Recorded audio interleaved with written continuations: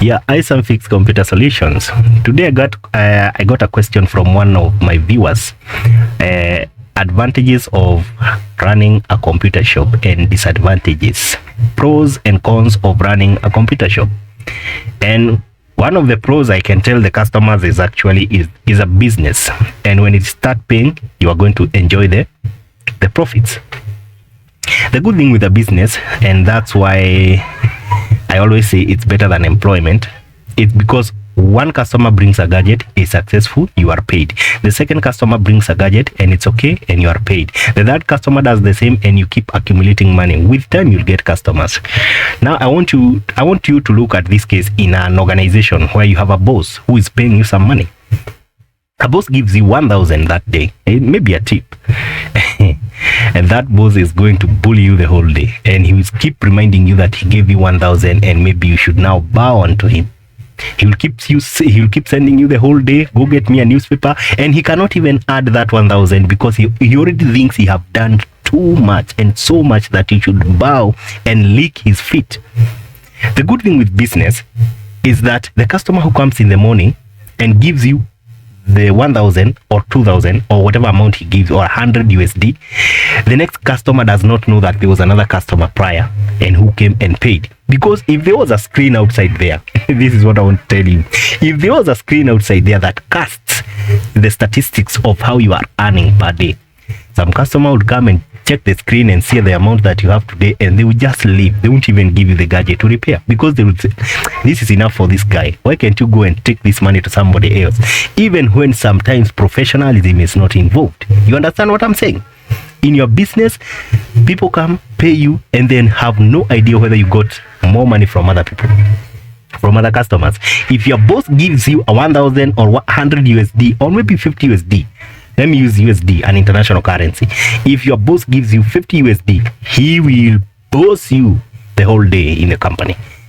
That is one of the pros. When it's a business, it's good. When you are a sole proprietorship is when you are running the shop alone. You get to enjoy all the profits.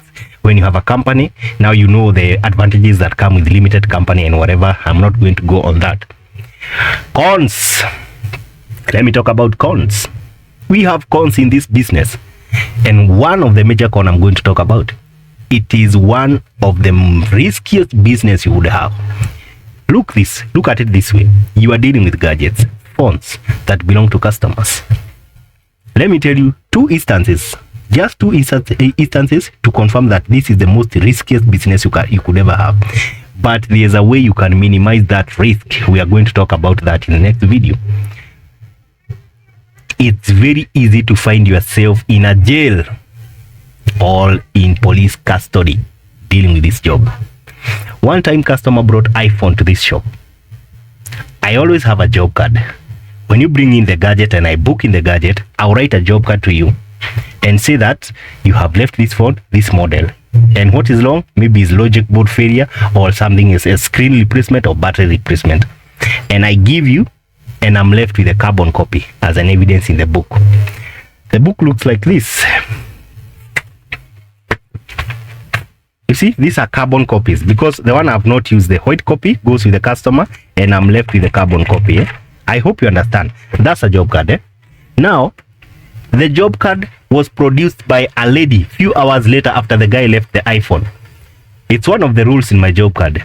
If job card is produced by another person who did not bring the phone to my shop, he gets to go with the phone. Because I tend to agree, or I tend to think you guys met somewhere and you gave that person the job card, because it's a small paper, it's supposed to be in your wallet, and you told him pick the gadget for me. So the lady came for the gadget with the job card, and I gave the gadget and I was left with my job card. That is the drill here. I give you the gadget and I'm left with the job card. Few minutes later, I'm being called at the police station. Why? I gave a gadget to somebody who never brought the phone. Long story short, I went to the police station and found these two guys, the guy who brought the iPhone and the lady who collected the iPhone. They are couples, and I don't know how the lady accessed the password to the phone. He accessed the messages, and now there was whole lot of drama, and now I'm going to divorce you, and I knew you were doing this and that. And now the part I was to answer is to why I gave out the phone to the person who never brought in the phone. And it was so well laid out in my job card. I went with the job card and asked, who brought this job card? It's you. Read rule number 3. And I was safe because of my job card. I said before, there are ways you can reduce the risks. That is one of the way. I'll give you the last case, and this case never turned out well for the person whom was involved. For the person involved in this case, his case didn't turn out well. So customer came with the phone to one of my friend's shop. It was still no, that was a Samsung Galaxy. I think it's something, and he sold the phone to the technician. When he sold the phone to the technician was happy. Actually, he even called me and told me, I've come and see the phone I've bought from somebody at a very cheap price.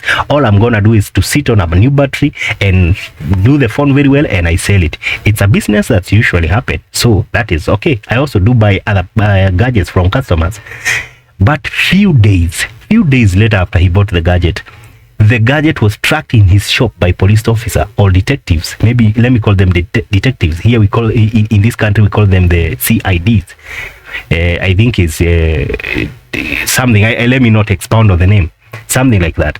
And when he was found with the phone, he was asked as what is the phone doing in your shop?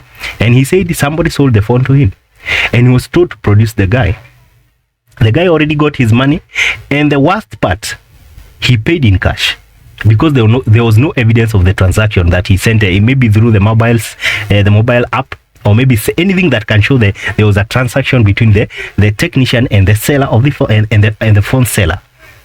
As they were taking him to custody, they took him via a morgue. You know a morgue? Where we put dead people. And there was a lady and some young kids there. They were all crying.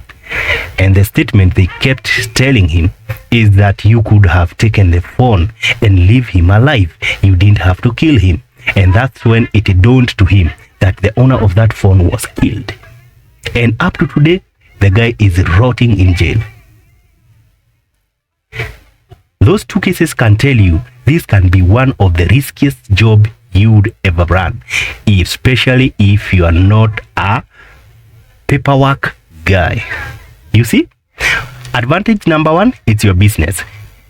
If you have the skills, if you have everything, and if all you need is to have a gadget that is not working and hand over a gadget that is working. Money. What is money? Money is a reward you get after solving someone's problem. So it's a good job here. You get in a dead phone and you give out a working phone, money. And if you market yourself well, or if you do a very good job, per day you can have a lot of jobs. And actually, this is the best job you can ever have. One of the best job. And I told you why. This secret.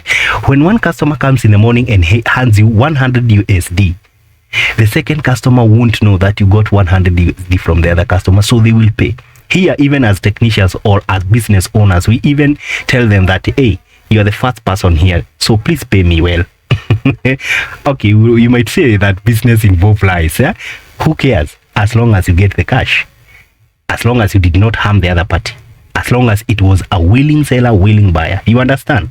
So I hope I've answered a question to one of my viewer, the pros and cons that are involved in laptop in laptop repair industry. I gave you one con and one pro. Expand on that. You can expand on that and get others. So I think I've answered that question, and thank you so much. If you have more questions, down in the comment section, I can listen to what you're going to say, and I have a WhatsApp number in the details section. You can also text me via the WhatsApp and let me answer the question that you are having. I'll be answering them whenever I have time. I get a lot of them, but I don't get to answer because time is limited.